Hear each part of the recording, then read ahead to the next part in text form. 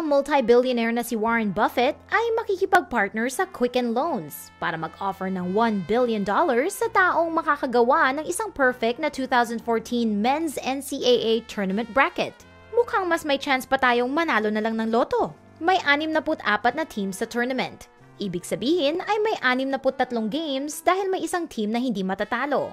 2 teams sa bawat game. Ang posibleng number of outcomes ay 2 times 2 times 2 times 2 times 2 times 2 times 2 times 2 times 2 times 2 times 2. Yan ay 2 to the power of 63 na equals 9.2 quintillion possible outcomes.